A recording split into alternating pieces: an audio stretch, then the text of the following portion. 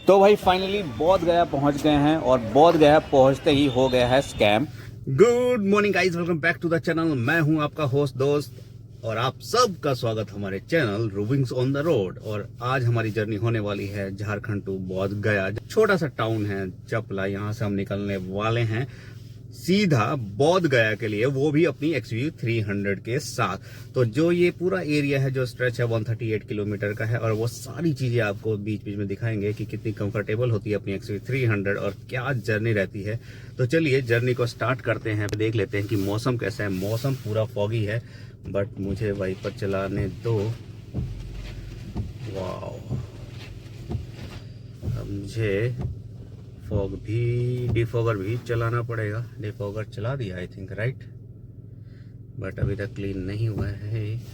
जय हो गणपति बप्पा मोरया, मंगल मूर्ति मोरया, पवन पुत्र हनुमान की जय। जय।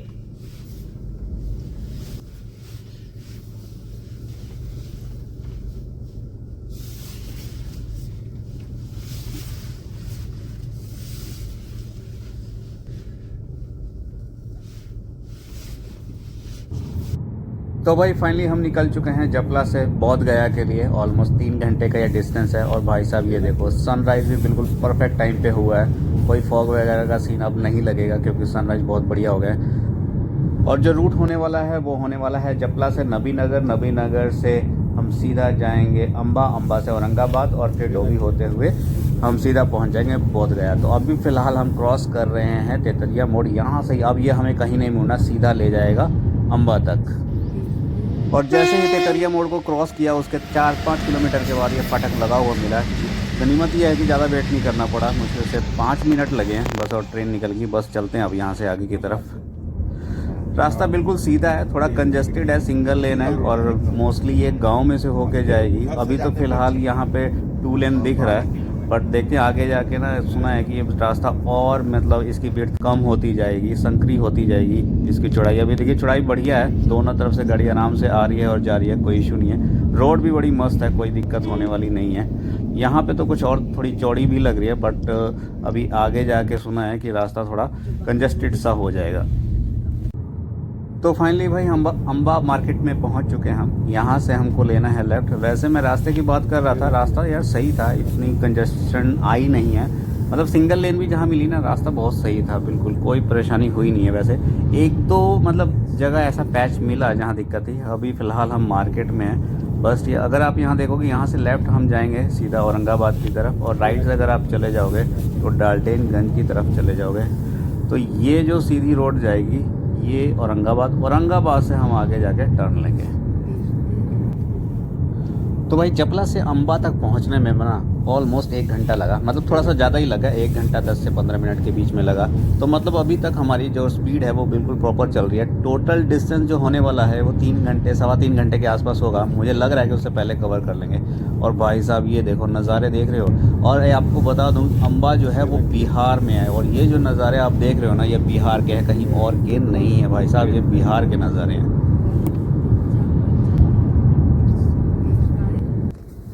तो भाई फाइनली हम पहुंच चुके हैं डोभी। ऑलमोस्ट पूरा डिस्टेंस कवर हो गया है। यहाँ से मुश्किल 20 से 22 किलोमीटर होगा, तो ज़्यादा टाइम अब लगने नहीं वाला। बाकी रश के ऊपर डिपेंड करता है, इधर थोड़ा रश हमें मिल रहा है जैसे जैसे हम आगे गया की तरफ बढ़ रहे हैं। और यहाँ से सर्विस लेन के थ्रू नीचे उतरा हूँ मैं, और यहाँ से मुझे मुड़ना है लेफ़्ट, और उसके बाद सीधा हम पहुँच जाएंगे बोध गया। इसके बाद कहीं मुड़ना नहीं है। ये आपका नेशनल हाईवे है, इसी पर आप कंटिन्यू करेंगे आगे 20 से 22 किलोमीटर तक।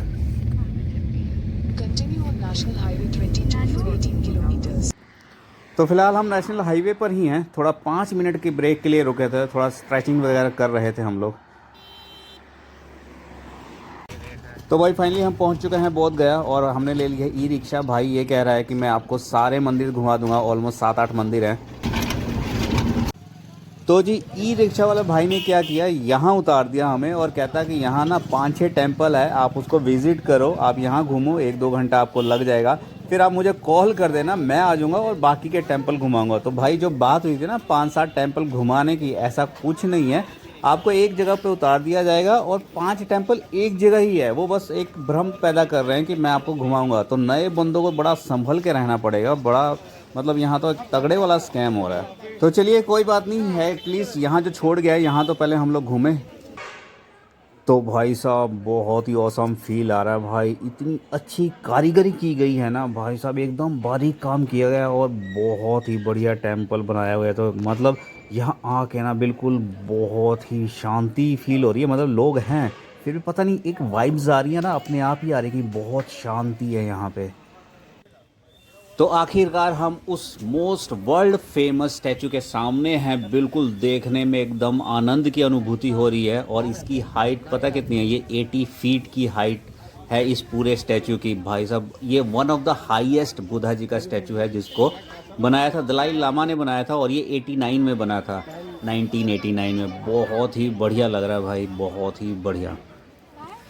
और सबसे खास बात बताऊं, इसमें यूज़ किया गया है सैंडस्टोन के ब्लॉक्स और रेड ग्रेनाइट। भाई 2 ही आइटम यूज़ की गई है और बहुत ही बढ़िया कारीगरी की है।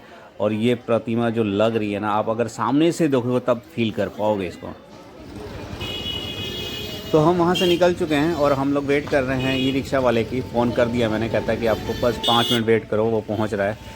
इतना देखिए यहाँ पे बहुत सारी छोटी छोटी मूर्तिज़ वगैरह अगर जिन्हें शॉपिंग करना है, बहुत साथ के साथ ही यहाँ से ना पूरी लंबी लाइन लगी हुई है शॉपिंग जो दुकानों की। अब छोटे बुद्धा, बड़े बुद्धा, बहुत सारे मटेरियल यहाँ मिल रहे हैं। तो ई रिक्शा वाले ने हमें यहाँ छोड़ा, कहता एक मंदिर आप ये विज़िट करो और इसके बाद एक मेन मंदिर है जो महाबोधि टेम्पल है, ठीक है। लेकिन वहाँ पे वीडियोग्राफी अलाउड नहीं है, तो वो वीडियो तो शायद नहीं बनेगी। लेकिन उसके आसपास जब हम पहुँचेंगे वो चीज़ें तो बनाएंगे। तो पहले आप इसको देखो, ये भी बहुत ही बढ़िया लग रहा है। मतलब अब वीडियो में तो आई डोंट नो कि कैसा लग रहा होगा, बहुत ही खूबसूरत लग रहा है। लग नहीं रहा कि ये इंडिया का पार्ट है, लेकिन बहुत ही बढ़िया इसको मतलब बहुत अच्छे से मेंटेन भी किया गया है इसको। तो फाइनली जी हम बाहर आ चुके हैं महाबोधि मेन टेम्पल से, क्योंकि वहाँ वीडियोग्राफी अलाउड नहीं थी तो वहाँ मैंने कुछ शूट नहीं किया। जस्ट हम उसके बिल्कुल बाहर ही खड़े हैं।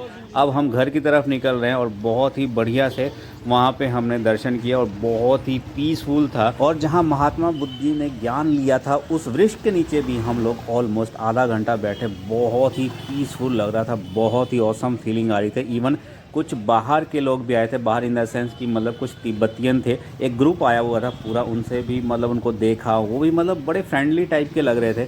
और ये देखिए यहाँ भी बहुत भिक्षुक हैं, ये आपको हर जगह आपको मिलेंगे। इवन जब हमने मॉर्निंग में नाश्ता किया वहाँ भी हमें ये लोग मिले। तो जो वाइब्स हैं ना, वाइब्स बहुत ही बढ़िया यहाँ की लग रही हैं। और एक और ख़ास बात, इंडियन गवर्नमेंट ने थाईलैंड और बोध गया के बीच में एक डायरेक्ट फ्लाइट अरेंज कर दी है, क्योंकि बोध गया और थाईलैंड जो थाई लोग हैं वो बहुत मानते हैं और यहाँ पे बहुत संख्या में आना जाना लगा रहता है। तो एक तरह से ये टूरिस्ट प्लेस है, ये बहुत ही बढ़िया टूरिस्ट प्लेस है, वो भी बिहार में। आपको मतलब एक बार तो आपको आना बनता है यहाँ पे।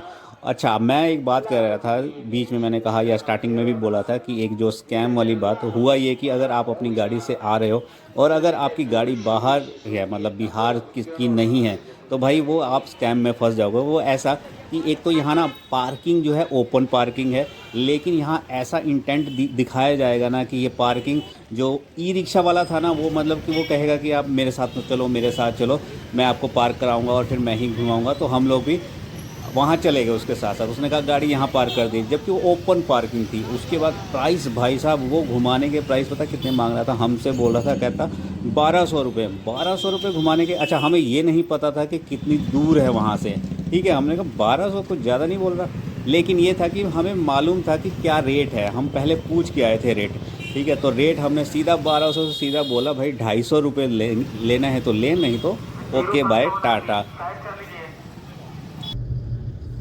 तो जी फाइनली हम घर की तरफ निकल पड़े हैं। और जो मैं बात कर रहा था वो बीच में रह गई थी आधी, जो ऑटो रिक्शा वाले की, जो ई रिक्शा वाले की, जो 250 रुपये हमने दे के वो घुमा। तो मेरा कहना ये था कि वो 250 रुपये भी ना बहुत ज़्यादा थे, क्योंकि जहाँ से उठाया उसने, जिस होटल में हमने ब्रेकफास्ट किया और जहाँ तक ले गया, वो डिस्टेंस सिर्फ 1 किलोमीटर का था। और वो ईजिली आप ना घूमते फिरते आराम से कवर कर सकते हो। तो मेरे हिसाब से तो वो 250 रुपये भी ना वर्थ नहीं थे, वो किसी काम के नहीं थे भाई साहब। लेकिन अगर आपको मतलब आप फंस जाओगे ना तो वो आपके 1000-1200 रुपये तो लेके चले ही गए। और खासकर वो अटैक करते हैं अगर गाड़ी बाहर की हो, बिहार की झारखंड की गाड़ी हैं तो उनको पता है, लोकल बंदा है, इनको क्लियर आइडिया होगा क्या यहाँ चल रहा है। इवन अब तो मुझे भी क्लियर आइडिया हो ही गया, अगर नेक्स्ट टाइम जाएगा या मेरे से कोई पूछेगा तो ईजिली है ना, आप बता दो कि वहाँ गाड़ी पार्क करो, उसमें कोई पार्किंग की ना तो आपको पर्ची देनी है ना कुछ देनी है, तो किस बात के आप 1200 दो। बाकी इसके अलावा तो वहाँ का एक्सपीरियंस बहुत ही बढ़िया था, बहुत मज़ा आया। और आज का दिन कैसे निकल गया पता ही नहीं चला। अब वापसी हम घर की तरफ निकल पड़े हैं। अभी देखिए हम निकले थे जब सनराइज़ हो रहा था, अभी फ़िलहाल सनसेट हो रहा है। बहुत ही ब्यूटीफुल सीनरी देखने को मिल रही है, बहुत ही बढ़िया देख रहे हो सनसेट वो भी भाई साहब। अच्छा अब बात कर लेते हैं गाड़ी की परफॉर्मेंस बहुत ही बढ़िया निकली, कंफर्टेबल तो है ही है, ऑलमोस्ट आपको पता ही है कि अब हमने कम से कम भी 1700 किलोमीटर कवर कर लिया है चंडीगढ़ से ऑलमोस्ट यहाँ तक। तो अब वापस जा रहे हैं, ठीक है। आगे की जर्नी भी आपके साथ कंटिन्यू करेंगे, तो पूरे व्लॉग्स दो मैं एपिसोड वाइज डालता रह रहा हूँ, तो आप इसको देखते रहिए। अगर वीडियो आपको अच्छे लग रहे हैं तो लाइक करना, कमेंट करना, सब्सक्राइब करना। Till then bye bye, take care.